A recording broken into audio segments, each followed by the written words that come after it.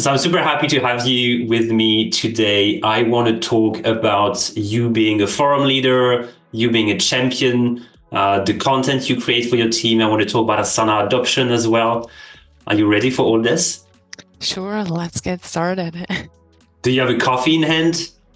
Yes, I do, of course. Do you have an Asana mug? No, it's not an Asana mug. No, I don't have I wanted to get it, but then they didn't have it in store anymore.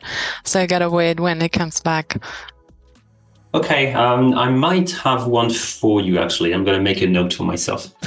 Okay, can you tell us about yourself? How did you end up knowing Asana so much and the kind of work you do at the company you work for?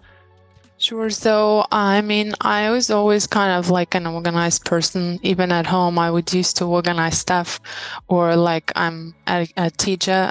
So I used to had to prepare a lot of material, and I put it in folders and everything. Even when preparing material to organize, I used documents first, like Google Docs and Word Docs, and I always loved doing like kind of work guides or instructions written and organized. And it was always like, using sheets, but then using folders, printing out part, trying other tools. It was always like not the best of the best until I kind of found Asana. I can't even remember where I've seen it, maybe online somewhere because they did a lot of promotion. It was like in 2015 when I stumbled across Asana. Okay. And I kind of liked how it looked, and I was like curious to test it out because I always love to try new products and programs. And so I started using it and kind of got stuck with it because initially there weren't as many features, obviously, because it was just new starting out. But over time, they always like developed it further, which was really interesting. Because a lot of times when you use a program, it's there. A few features are coming over time, but not as much as Asana really focused on it, and also communicating or asking for feedback and seeing how they can improve it further. And since then I've like been playing around all the time whenever they had new features coming up, and I just adopted it across the teams I'm working with, and even personally I'm using it even to store recipes and organize it because it's just so convenient. Because otherwise you used to have notes everywhere on your phone and on sheets, and it got really messy, and Asana really has allowed me to kind of structure everything. Have you tried Monday, ClickUp, Trello? Monday kind of looked into it a bit, to be honest. ClickUp, I have used it a bit initially because with some people I've been like communicating, working with, they've used it. But it was always like, I don't know. I mean, with tools, I think it's really where you get stuck with and really what works the best for yourself.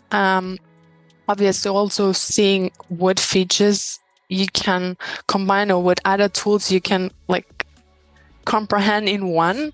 And that's kind of, I always stuck with Asana. Like it was really the first tool across a series of tools where I say, okay, that's really something I love, and I would like others to love it the same way that I do. It's kind of, I can't really explain why it was so specific or so different with Asana, but I think you would understand as well because you were kind of one of the first adopters, so you got hooked into the Asana world quite early. Yeah, I think it definitely clicks. And when people ask me about Monday versus Asana, I usually tell them that you usually like one or the other. You don't like both, and you can't really explain why. So I think at the moment you are what we call an Asana Champion at your company. Can you tell us about what that means as a role? What do you do related to Asana on a daily basis? I guess you train people, you do some workshop with them. So how does that work? Yeah. So currently, like I'm just on a pause phase, doing courses, reading stuff. So I took kind of a short break. But what I've been doing all the time, my focus is usually like adoption of Asana, as soon as somebody joins the team, train them up from start to finish, be by their side, guide them. Because what I think is really important, not only teaching them how to use Asana, showing them the values that Asana has, but also being by their side. It's kind of like somewhat a teacher or like a parent for their kids, kind of being by their side and seeing where they struggle, because it's not like adoption is not the same for everybody. Some need longer, some need more training, more guidance, more hands-on, and also about using Asana. For me, it's important that you understand that there are different learning types. So some might learn better when you provide them with written material about how to use it. Others prefer videos or like images. So I kind of try to combine everything and then figure out what learning types are the different people, so I can adapt to everybody. What do you actually cover when you teach the basics? What is the features that you think people should absolutely master if they want to use Asana properly? I think starting is really how to create a task, obviously, how to design it, description, proper task title, and the use of my tasks. Because obviously, to handle their tasks, they need to understand, what do I do every day? Where do I start? And yeah, that's for me where I say the first thing. And then also projects, like just the few they prefer the most, and see how they can collaborate with other team members. I wouldn't overload them with information in terms of like, all the tons of features that Asana has.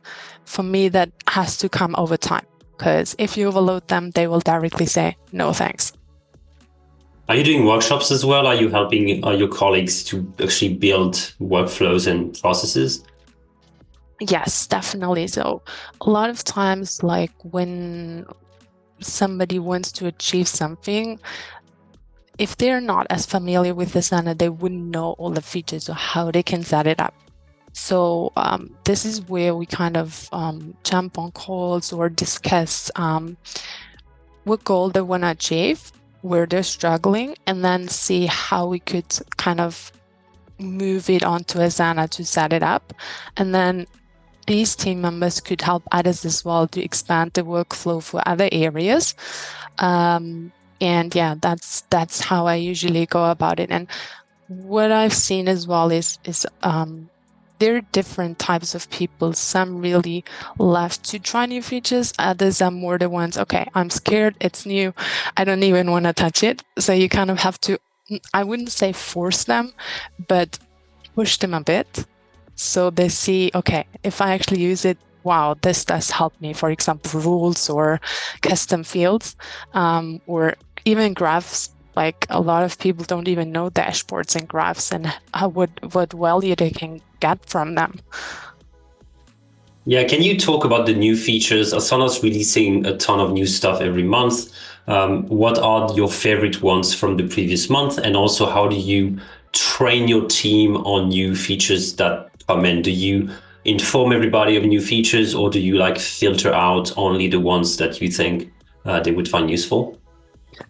Yeah, so in terms of features, what I really like are rules. Like, since rules have been implemented, that's like, it's so helpful to become even more productive, because a lot of things is just manual work, and manual work is always something really unnecessary. Of course, there will always be manual work, but stupid processes that are just like wasting everybody's time. And I think, I don't know exactly if it was last month, but Asana has been implementing more things for the rules, like you can tag people or update the task title. Yeah, that's really cool. With the variables as well. Yeah, exactly. So I really appreciate that. Now, in terms of the other question you had, how to inform people when new features are coming out, I would always see, okay, what are the features that would really be helpful for processes or stuff that is being done, and share those via, like I usually have one project or team page where I share key messages or information. This is where I would like show them, hey, that's new, give them an example, and then over the coming weeks, I would always kind of implement it or use it with updates and stuff. So they really get used to it. Do you have some kind of an internal Q&A project where people can ask you stuff? Yeah, so it's kind of project for different teams where I would share specific information, and whenever they have questions, they would ask there, or some people don't want to ask in the main project, they would message me directly in Asana. Okay, cool. Do you have any tricks and tips on how to ensure a good adoption? What did you put in place to deal with people not using the tool? How do you deal with the haters that just don't like the tool? I have a few objections afterwards I want to run by you, but how do you work with people that don't really want to adopt Asana? Yeah. And how many people are you dealing with in the company? How many have an Asana license? Yeah, so I would say it's always difficult when you try to adopt a new tool or program. There will always be people that are struggling with it. There will always be people that are super quick to adopt and enjoy the process. Others are more like, nah, it's new. I don't want to get into the whole work, redoing everything, my whole processes. So there will be some people definitely that I would struggle with like for a long time until they really like understand why the whole thing is being done.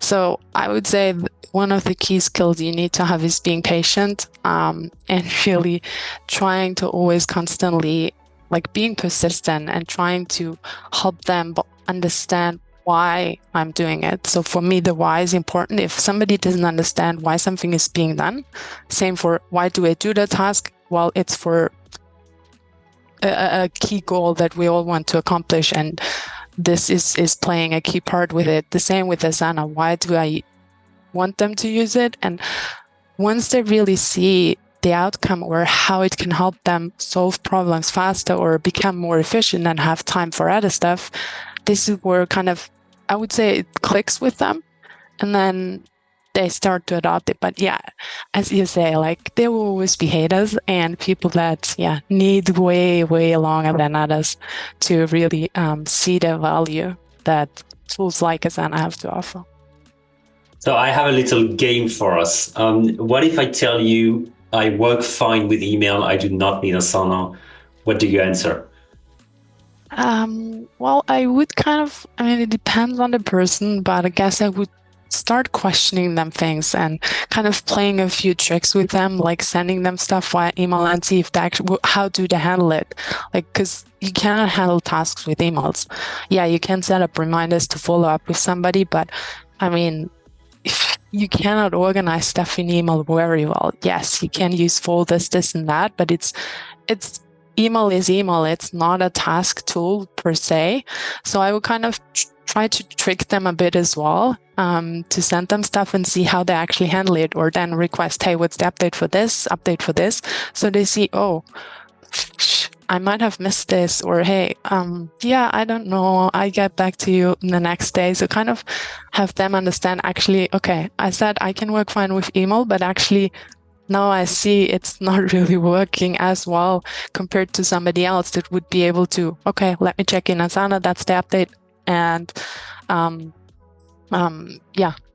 so show them an example of how an email would look in Asana if it was divided into tasks.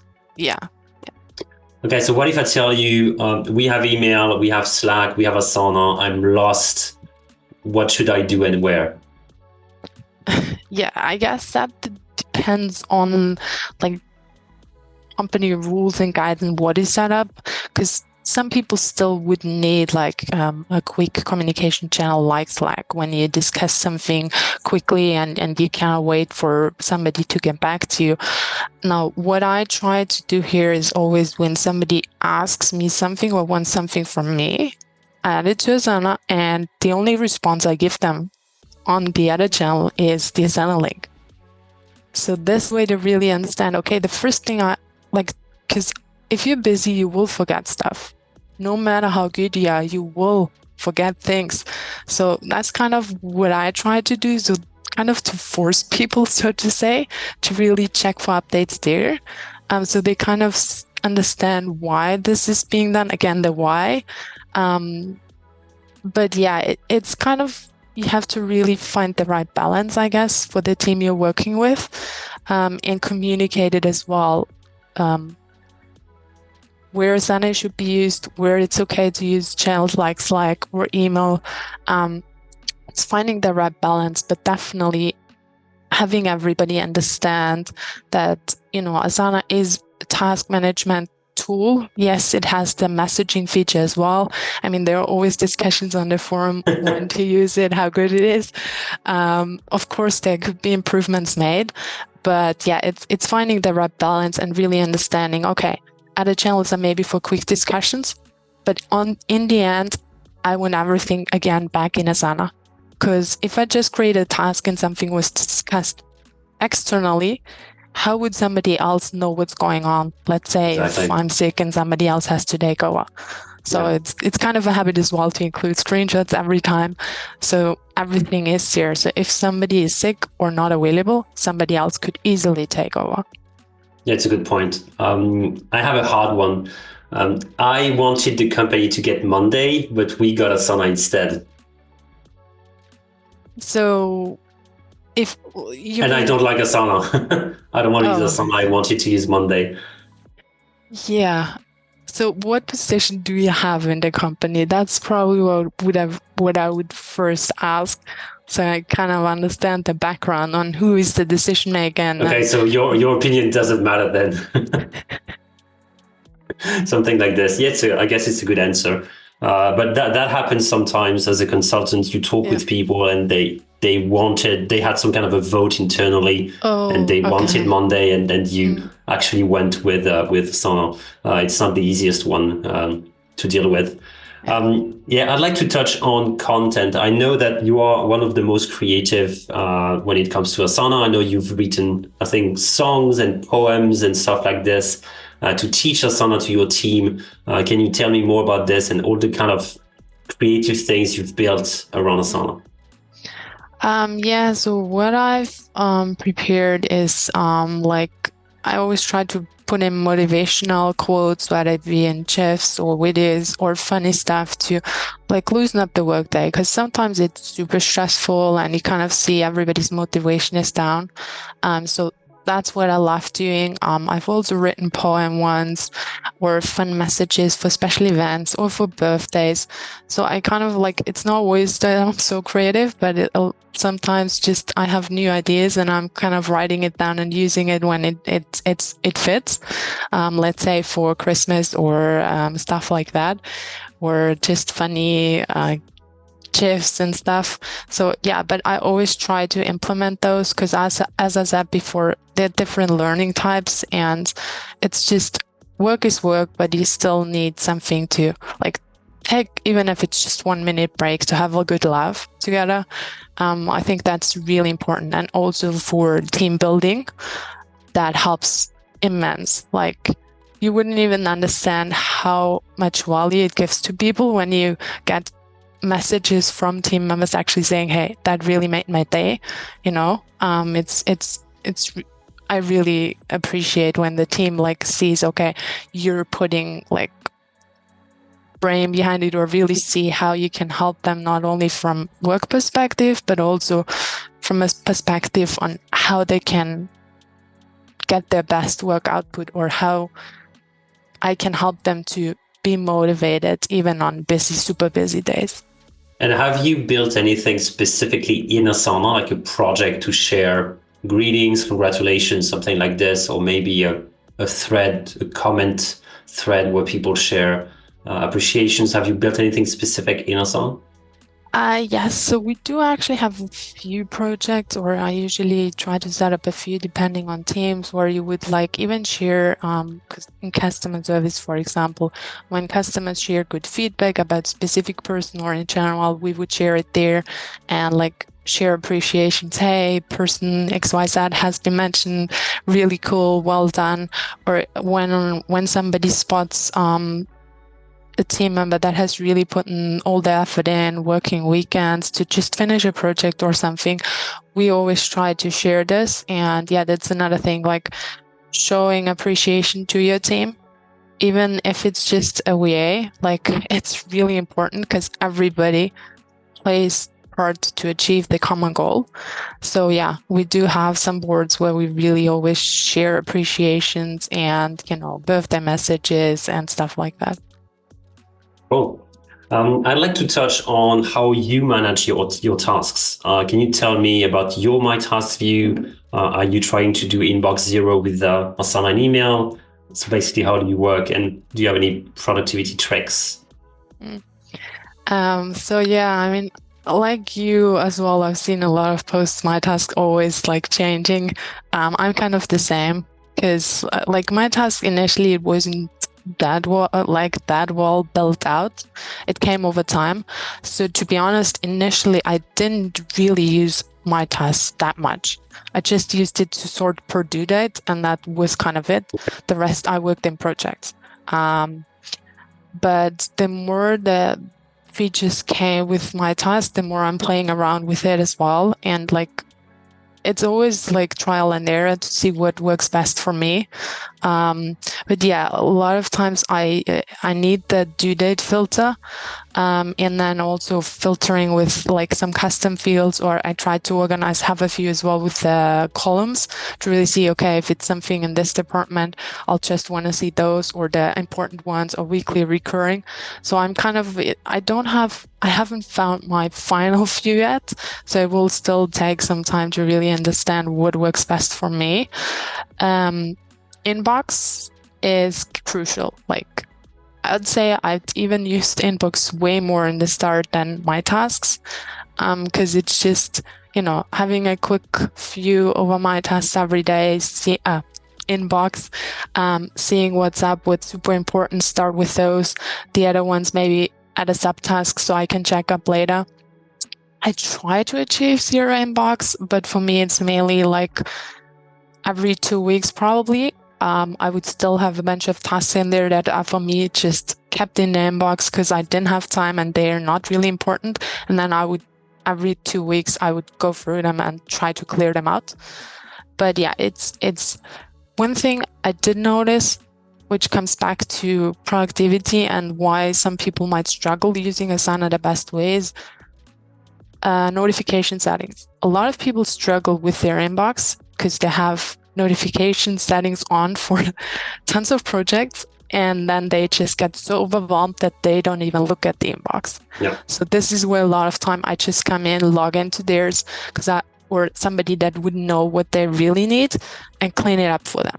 Because some people can do it themselves, but others just need a hand so they can have a fresh start. Then I would click on archive all messages in the inbox and they would start fresh. For some, it's really the only way, because otherwise, good luck. Yeah, if you have the new task notification, I really don't understand why Asana keeps having this enabled by default. I think it's really hurting everybody. Yeah. I think the idea is to get people to understand that new tasks are being created, but I don't think it helps much. Okay, thank you. Did we cover everything? Do you want to share anything for any champion like you working at companies? Any tips or tricks for them? I mean, with Asana adoption, one of the key things I do want to share is don't leave your team alone and try to understand everybody. Like, try to understand the personality of people. Like, you can even run personality tests, which I love to do as well, to really understand how people operate. Because there will be people that don't tell you straight away when they're upset with something, or don't really when they're struggling. So even survey forms where you get feedback, like even without mentioning their name, that's really helpful. So I recommend doing this, because no matter what team, there might always be one or two people that really struggle, don't speak up, and then they might say, okay, I'll leave, and you wouldn't know why. Well, it would just be solved by, they might need more guidance or more hands-on training. So for me, the most important is really understanding everybody in your team, working with them, and seeing how they can get the most out of Asana for them. And don't force specific like my task sections on them, or in projects, don't force things on them. Work with them to understand. Like you can give them guidelines or examples, and then they should work with it to adapt it so it works best for them. Like even with emojis, I'm kind of emoji lover as well. Some people don't really like it, which I don't understand well. But yeah, I mean, then give them the freedom to amend it so it works best for them, because forcing never really works. Yeah, I think the main thing I'm taking from today is try to understand people's personality. And I think this is definitely something as a consultant I have to get better at, because we usually have the same training for everybody. We don't always have the ability to tailor the approach to the different people, but that definitely makes a lot of sense. Thank you. Thanks. See you on the forum. Yeah. See you. Thanks. Have a nice day.